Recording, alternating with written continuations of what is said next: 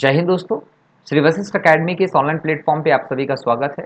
दोस्तों, विश्व धरोहर स्थल की सूची की यदि हम बात करते हैं तो भारत के लिए इस दृष्टि से बहुत अच्छी खबर आई है कि भारत का 40वां विरासत स्थल इसमें शामिल हुआ है, जिसका नाम है धौलावीरा। याद रखेंगे, धौलावीरा जो है वो भारत का ऐसा 40वां विरासत स्थल बना है जिसे विश्व धरोहर सूची में शामिल किया गया है।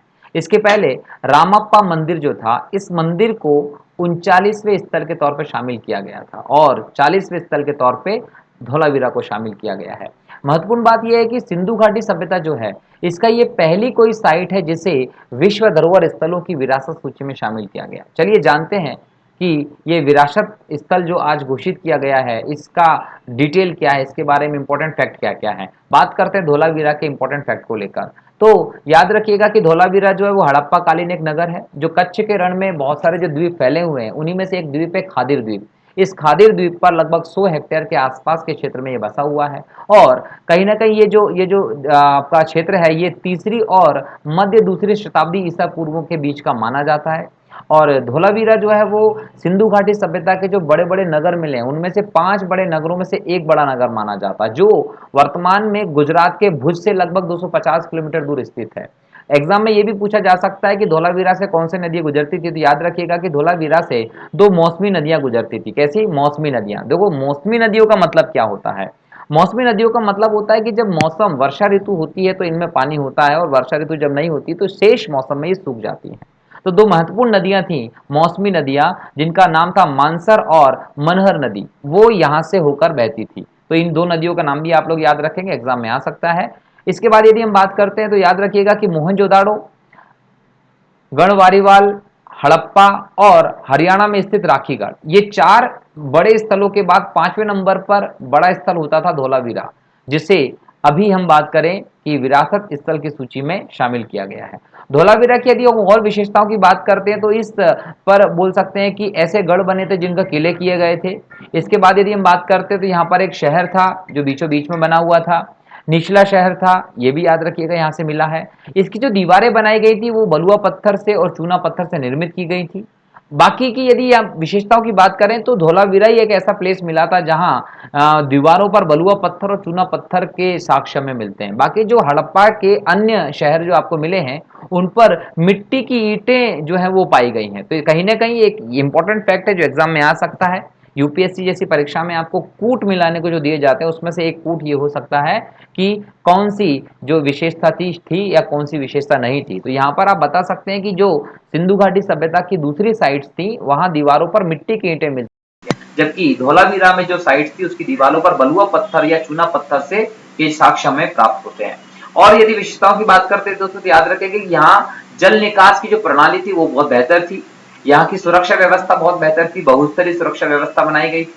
यहाँ का जो निर्माण कार्य किया गया था उसमें पत्थरों का व्यापक रूप से प्रयोग किया गया था, जो इसकी एक अनूठी विशेषता मानी जाती है। सिंधु घाटी सभ्यता के जो अन्य स्थल हैं, वहां पर जो कब्रें मिली थी, उन सभी कब्रों के विपरीत यहाँ धौलावीरा में मनुष्यों के कोई मृत अवशेष नहीं मिले। देखो, बहुत इंपॉर्टेंट बात है कि यहाँ मनुष्यों के कोई मृत अवशेष नहीं मिले, तो ये भी आप याद रखिएगा। बाकी जगह पर आपको मृत अवशेष मिले हैं। जैसे कि यदि हम बात करते हैं मोहनजोदाड़ो, जो सिंधु घाटी सभ्यता की साइट थी मोहनजोदड़ो, यहाँ पर कहीं ना कहीं दोस्तों इसको हड्डियों का ढेर कहते हैं, हड्डियों का टीला कहते हैं, क्योंकि यहाँ से बहुत सारे कंकाल मिले हम लोगों को। ठीक इसी प्रकार से और विशेषताओं की यदि बात करें तो देखिए कि यहाँ पर तांबा पिघलाने की भट्टियां बहुत ज्यादा मात्रा में मिली। और अगर तांबा पिघलाने की भट्टियां आपको बहुत ज्यादा मात्रा में मिलती है तो इसका मतलब ये संकेत करती हैं कि यहाँ रहने वाले जो लोग थे, उन्हें कहीं ना कहीं धातु विज्ञान के बारे में जानकारी रही थी। तो धातु विज्ञान के बारे में यहाँ के लोग बहुत बेहतर तरीके से जानते थे, ये आपको ध्यान रखना है। इसके अलावा कहीं ना कहीं धौलावीरा जो था वो गोमेद मणि बनाने का, सीप बनाने का, कीमती रत्न आभूषण बनाने का भी एक इंपॉर्टेंट केंद्र के रूप में जाना जाता था। यहाँ से लकड़ी का बहुत सारा सामान भी निर्यात किया जाता था, ये भी आप लोगों को ध्यान रखना है। तो इस दृष्टि से भी धौलावीरा एक इंपॉर्टेंट साइट है सिंधु घाटी सभ्यता की, ध्यान रखिएगा। विशेषताओं की बात करें दोस्तों तो याद रखिएगा कि धौलावीरा जो था वो एक समय बाद उसका पतन हो गया। धौलावीरा का पतन कैसे हुआ? तो ध्यान रखिए कि मेसोपोटामिया का जब पतन होता है तो उस सभ्यता के पतन के साथ ही धौलावीरा के पतन की भी बात करते हैं। आप देखो, जैसे मेसोपोटामिया का पतन हुआ वैसे धौलावीरा का पतन हुआ। तो कहीं ना कहीं हम ये बोल सकते हैं कि दोनों जो शहर हैं, दोनों जो सभ्यता थी, ये दोनों में कहीं ना कहीं कनेक्शन था। मतलब ये दोनों एकीकरण थे आर्थिक तौर पर, अर्थव्यवस्था के तौर पर। इंपॉर्टेंट साक्ष्य मिलता है कि 2000 ईसा पूर्व से ही धोलावीरा में जो है वो जलवायु परिवर्तन के साक्ष्य देखे जा रहे थे।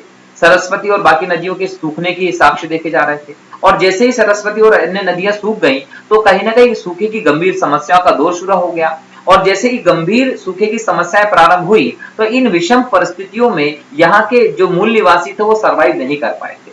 तो यहाँ के जो निवासी थे वो गंगा घाटी की तरफ, दक्षिणी गुजरात की तरफ, महाराष्ट्र की तरफ पलायन करते हुए चले गए। और जैसे यहाँ से लोग पलायन करते चले गए तो धोलावीरा जो राज्य था, जो जिला था, जो क्षेत्र था, उसका पतन हो जाता है। तो इस प्रकार से धोलावीरा का पतन हो जाता है। तो यहाँ तो हमने बात कर लिया कि 40वें साइट के तौर पर जिस धोलावीरा शहर को इस बार घोषित किया गया है वो उसकी क्या विशेषताएं, वो शहर कैसा था और किस प्रकार से वो खत्म हुआ।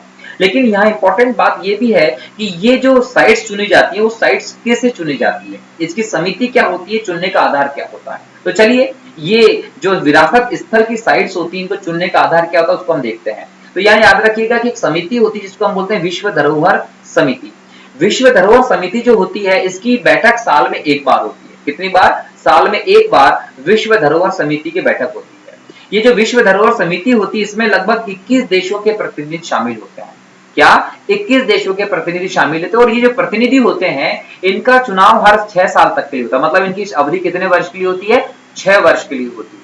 तो यहाँ पर क्या बोला कि विश्व धरोहर समिति होती है जो साल में एक बार बैठती है, 21 देशों के प्रतिनिधि इसमें शामिल होते हैं और कहीं ना कहीं 6 साल तक के लिए इसको चुनाव किया जाता है। इस समिति का प्रमुख कार्य क्या होता है यदि उसकी बात करें तो याद रखिएगा कि विश्व विरासत अभिसमय का कार्यान्वयन करना, विश्व विरासत कोष की स्थापना करना, वित्तीय सहायता में धन आवंटित करने का काम ये करती है।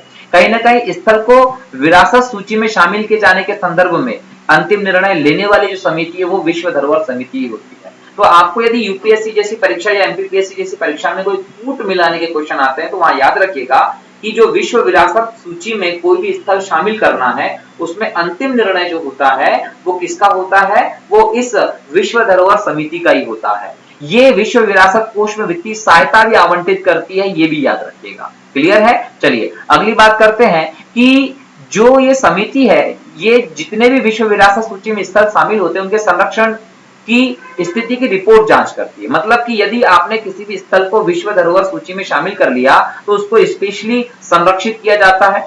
अच्छा, उसका संरक्षण विशेष तौर पर किया जाएगा। तो ये समिति जो होती है वो इंटरनेशनल लेवल पर इस रिपोर्ट की जांच करती है कि उसका संरक्षण किस हिसाब से हो रहा है। क्लियर है? चलिए इसके बाद ही इन स्थलों को संकटापन्न विश्व विरासत स्थल की सूची में रखने या हटाने के विषय में अगर निर्णय लेना होगा तो वो कौन लेती है? विश्व धरोहर समिति ही लेती है। ठीक है, चलिए और इसके बारे में बात करते हैं अगले में। तो अगली स्लाइड कहती है कि विश्व धरोहर स्थलों का संरक्षण कैसे करेंगे। तो याद रखिएगा कि संयुक्त राष्ट्र शैक्षिक, वैज्ञानिक और सांस्कृतिक संगठन है, अर्थात इसको हम बोलते हैं यूनेस्को। यूनेस्को का फुल फॉर्म क्या है? तो याद रखिएगा संयुक्त राष्ट्र शैक्षिक, वैज्ञानिक और सांस्कृतिक संगठन। इंग्लिश में क्या बोलेंगे? United Nations Educational, Scientific and Cultural Organization बोलते हैं यूनेस्को।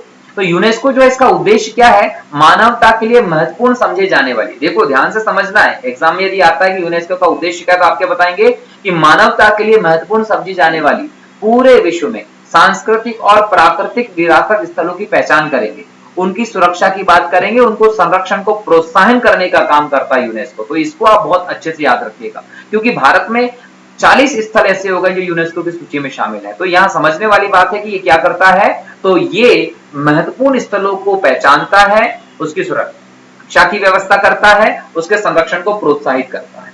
क्लियर है? अच्छा, यहाँ पर एक और बात याद रखेंगे कि विश्व धरोहर स्थलों का संरक्षण करना हो तो विश्व सांस्कृतिक और प्राकृतिक विरासत के संरक्षण संबंधी अभिसमय convention concerning the protection of the world cultural and natural heritage नाम की एक अंतरराष्ट्रीय संधि जो है वो भी इसके अंतर्गत शामिल है।